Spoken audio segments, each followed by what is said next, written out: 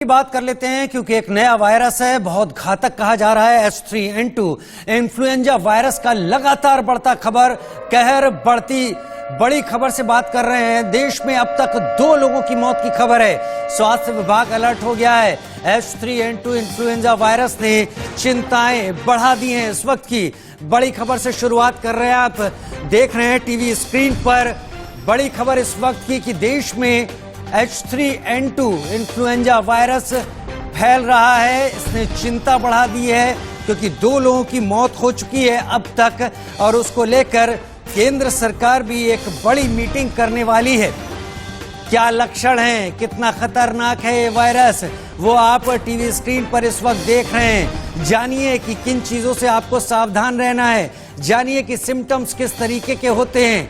H3N2 virus के कुल 90 मामलों की बात की जा रही है और अब तक 2 लोगों की मौत हो गई है। कुल 90 मामले।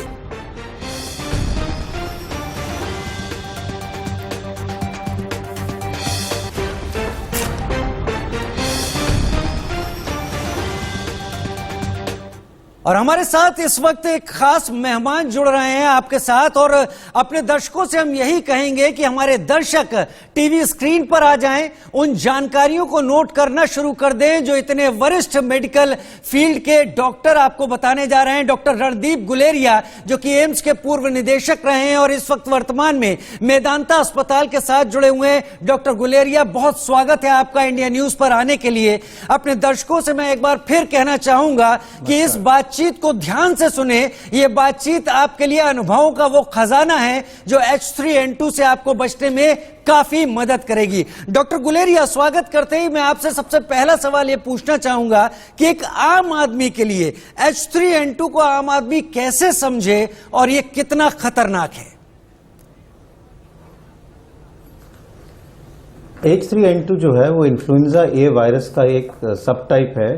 जैसे हमने पहले देखा था कि H1N1 स्वाइन फ्लू जो हम कहते हैं 2009 में आया था, एक पैंडेमिक हुआ था, उसी सब ग्रुप में H3N2 भी एक उसका सब टाइप है।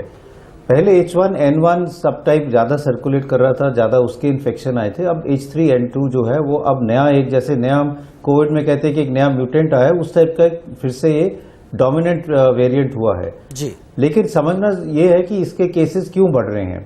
उसके 3-4 कारण हैं। एक कारण तो ये है कि पिछले 2 साल में हमने कोविड अप्रोप्रिएट बिहेवियर निभाया, तो उससे हम प्रोटेक्टेड रहे, हाथ धोए, मास्क लगाया, फिजिकल डिस्टेंसिंग की, उससे सारी रेस्पिरेटरी वायरल इन्फेक्शन से हमें कुछ हद तक राहत मिली और प्रोटेक्शन रही।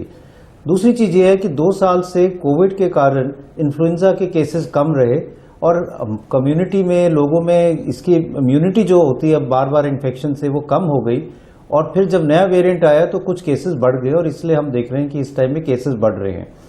तीसरी चीज़ ये है कि इस मौसम में जब मौसम बदलता है तो ट्रॉपिकल एरियाज में, इंडिया भी एक ट्रॉपिकल कंट्री है, यहाँ पे इन्फ्लुएंजा के केसेस बढ़ जाते हैं और इस साल और इन महीनों में हम हर साल देखते हैं कि केसेस थोड़े ज़्यादा होते हैं जी। तो इसलिए केसेस थोड़ा हम ज़्यादा देख रहे हैं, लेकिन घबराने की बात नहीं है क्योंकि ज़्यादातर केसेस जो हैं वो माइल्ड सिम्टम वाले ही हैं। जिनको कोमॉर्बिडिटीज़ हैं या जो बुजुर्ग लोग हैं उनको ज़्यादा ध्यान रखने की ज़रूरत है क्योंकि एडमिशन ज़्यादा उस ग्रुप में होती हैं। डॉक्टर गुलेरिया, जो दर्शक इस वक्त देख रहे हैं और जो आपके अनुभवों का फायदा उठाकर इससे पहले ही एहतियात ले लेना चाहते हैं, उनको ये कैसे पता चलेगा? मैं उन सिम्टम्स की बात कर रहा हूं जिससे पता चले कि H3N2 फैल रहा है। लोगों में जो सिम्टम्स दिख रहे हैं वो H3N2 की तरफ इशारा कर रहे हैं। H3N2 के सिम्टम्स जो हैं वो फ्लू लाइक सिम्टम्स होते हैं। आप तेज़ बुखार होता है, साथ में जुकाम, नज़ला, गले में खराश और खांसी होती है। कुछ लोगों को पेट में दर्द और लूज मोशन हो सकते हैं। बॉडी एक्स ज़्यादा होती हैं, पीठ में दर्दें, जोड़ों में दर्दें, मसल पेन्स। और अगर आप ये देखते हैं कि आपको भी है और घर में आपके साथ में जो और लोग हैं उनको भी इस टाइप के लक्षण हो रहे हैं, तो इसका ये मतलब कि ये एक वही वायरस है जो आप घर में फैल रहा है और फिर ये चांसेस हैं कि ये H3N2 हो सकता है क्योंकि इसके केसेस आजकल हम ज़्यादा देख रहे हैं। जी, इसके केसेस ज्यादा देख रहे हैं, लेकिन जो सिम्टम्स आपने बताए डॉक्टर गुलेरिया, मैं अपनी जितनी मेरी नॉलेज है उस हिसाब से मुझे लगता है करीब करीब यही सिम्टम्स कोविड के भी हुआ करते थे। बिल्कुल सही है, यही मैं कह रहा हूँ, फ्लू लाइक सिंड्रोम है। और हम ये देखते हैं कि लोग ये सोचते हैं कि इनको ये लक्षण हुए तो वो कोविड का टेस्ट कराते हैं। मैं उनको ये कहता हूँ कि साथ साथ आप इन्फ्लुएंजा का टेस्ट भी कराओ नेजल स्वैब से, और H3N2 भी उसमें आप टेस्ट कराएं, तो ये पता चलेगा कि आपको अगर H3N2 की इन्फेक्शन है। ये करना जरूरी क्यों है, इसके 2-3 कारण हैं। एक कारण तो यही है कि इसके लिए अलग दवाई है। पहले हम एक दवाई देते थे टैमीफ्लू के नाम से, ओसेल्टामावीर, वो इस वायरल इन्फेक्शन के अगेंस्ट कामयाब है। और जिन लोगों ने वैक्सीन नहीं लगाई, तो इन्फ्लुएंजा वैक्सीन अगर लगाएंगे तो उससे प्रोटेक्शन भी मिल सकता है। डॉक्टर गुलेरिया, हम जो आपने कहा कि पिछले 2-3 सालों से कोविड के चलते लोगों ने प्रोटोकॉल फॉलो किया, चाहे मजबूरी में सही या प्रतिबंधों के चलते सही, लिहाजा इन्फ्लुएंजा के मामले उतने नहीं दिखाई पड़े और लोगों की इम्यूनिटी इन्फ्लुएंजा के लिए उसमें प्रॉब्लम सी आती दिखी, इम्यूनिटी नहीं मिल पाई। तो आम इन्फ्लुएंजा और H3N2 इनमें कितना ज्यादा फर्क है? क्या एक जैसे ही हैं और अचानक घातक हो जाता है H3N2? ये एक जैसे ही हैं, सिर्फ H3N2 अब ज्यादा फैल रहा है क्योंकि ये एक नया वेरिएंट, मतलब ये भी नहीं है कि नया वेरिएंट है। अगर हम इतिहास देखें तो H3N2 पहले भी था, एक आउटब्रेक हुआ था जिसको हांगकांग फ्लू कहते हैं 1968 में, तब भी वो H3N2 के कारण हुआ था। उसके बाद H1N1 ज्यादा फैलना शुरू हुआ और H3N2 कम हो गया। अब H3N2 हम ज्यादा देख रहे हैं और ये इसलिए इसके अगेंस्ट इम्यूनिटी कम है, तो इसलिए थोड़े केसेस ज्यादा हैं, लेकिन सीवियर केसेस बहुत कम है। हॉस्पिटल एडमिशन उस टाइप की नहीं है जो हम कोविड के टाइम देखते थे। जी डॉक्टर गुलेरिया, एक चीज तो है कि इस तरह के सिम्टम्स जो आपकी बात से अब तक समझ में आ रहा है, डॉक्टर से संपर्क करना बहुत जरूरी है। वो जो गूगल का डॉक्टर बनने की लोगों की कोशिश होती है, उससे बचने की जरूरत है। लेकिन एहतियात शुरुआती दौर में क्या क्या बरते जाने चाहिए कि ये चीज फैले ना? हाँ, तो जो एहतियात है वो स्पेशली जो बुजुर्ग हैं, बच्चे हैं, या जिनको कोमॉर्बिडिटीज हैं, क्रॉनिक रेस्पिरेटरी प्रॉब्लम है, हार्ट की प्रॉब्लम है, डायबिटीज के पेशेंट हैं, या जो दवाइयाँ ले रहे हैं जिसके कारण उनकी इम्यूनिटी कम है, उनको ज़्यादा ध्यान रखने की ज़रूरत है।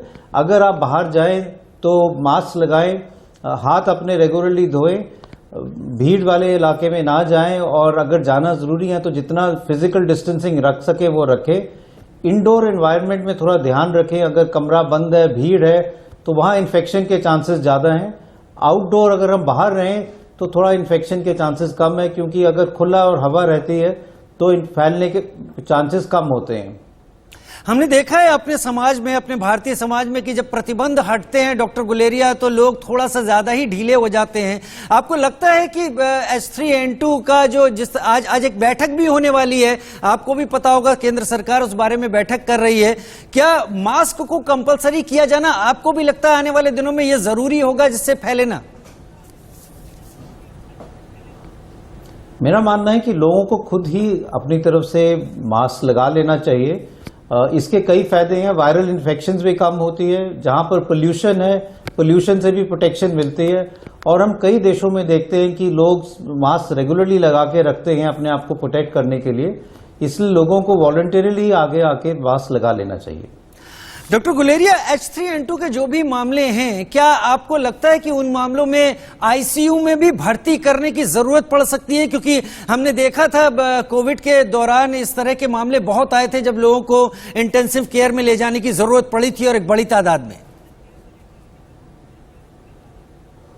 हाँ, कुछ ऐसे पेशेंट्स हैं जिनको H3N2 से इन्फेक्शन हो तो वायरल निमोनिया हो जाता है, और अगर उनको साथ में कोमॉर्बिडिटीज हैं, बुजुर्ग लोग हैं, या डायबिटीज है, या पहले से फेफड़े कमजोर है, या हार्ट की प्रॉब्लम है, तो आईसीयू में एडमिशन की जरूरत भी पड़ सकती है।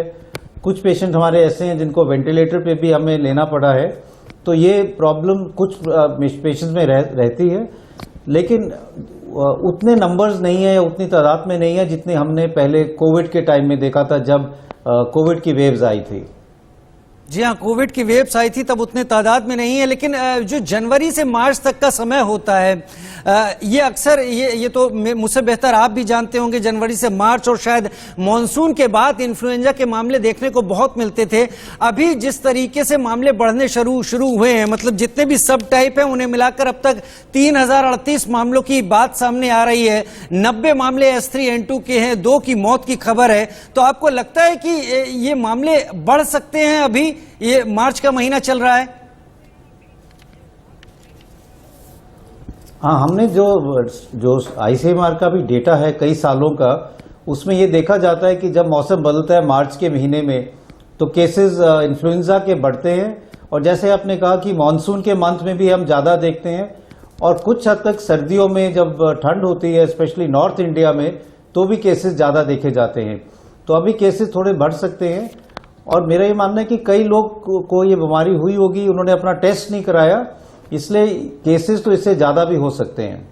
केसेस इससे ज्यादा भी हो सकते हैं, डॉक्टर गुलेरिया इशारा कर रहे हैं। और हमारे तमाम दर्शक इस वक्त डॉक्टर गुलेरिया को सुन रहे होंगे। वो जो भी सलाह दे रहे हैं, जो भी बात कह रहे हैं, वो उनके वर्षों के अनुभव का नतीजा है, लिहाजा उसका पालन करें। डॉक्टर गुलेरिया, आप हमारे साथ जुड़े रहे हैं। केंद्रीय स्वास्थ्य मंत्री की एक खबर आ रही है, डॉक्टर मनसुख मांडविया ने तैयारी शुरू कर दी है H3N2 पर। नीति आयोग की आज बड़ी बैठक होने वाली है। बैठक में वायरस के बढ़ते प्रकोप पर चर्चा की जाएगी। वायरस को लेकर सभी राज्यों को अलर्ट रहने के निर्देश दे दिए गए हैं। लेकिन आज जो नीति आयोग की बैठक है वो किन बिंदुओं पर होगी, ये भी समझने की जरूरत है। एक बड़ी खबर इस वक्त डॉक्टर मनसुख मांडविया की तरफ से।